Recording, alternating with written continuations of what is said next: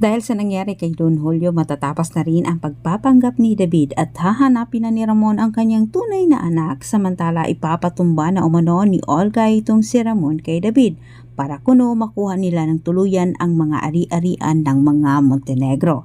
Habang si Ramon ay nasa kay Don Julio ang atensyon nito, sinamantala naman ni Olga ang pagkakataong wala si Ramon sa mansyon. Agad niyang kinumbinsi itong si David na gawin na umano nila ang paglipat sa mga ari-arian ng mga Montenegro sa pangalan ni David, na sa pagkakala naman ni Olga ay natuluyan niya itong si Don Julio. Ngunit sa kabutihang palad, nabigyan ng pagkakataon itong si Julio para makapagsalita at masabi kay Ramon kung ano ang ginawa ni Olga.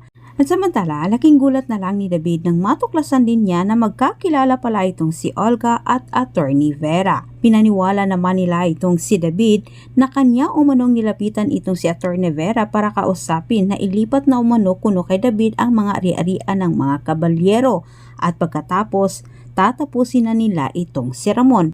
Para sa gayon umano ay mapunta na rin kay David ang mga ari-arian ng mga Montenegro. Si David umano mismo ang tatapos sa buhay ni Ramon. At dagdag pa ni Olga, sa puwersang meron sila ngayon, 2 puwersa, mga kabalyero at Montenegro. Hindi na sila mahirapang itumba itong si Tanggol.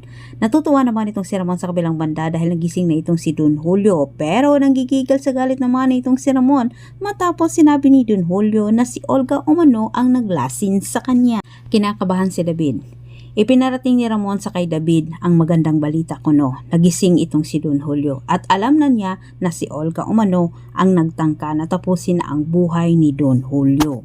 Sa puntong ito, naisip ni David na maipit umano siya sa kapalpakan ni Olga. Di lang si David ang tatapos sa buhay ni Olga bago pa siya mabisto ni Ramon. Antabayanan po ninyo ang susunod kong update at maraming salamat sa panonood. Huwag kalimutang mag-subscribe.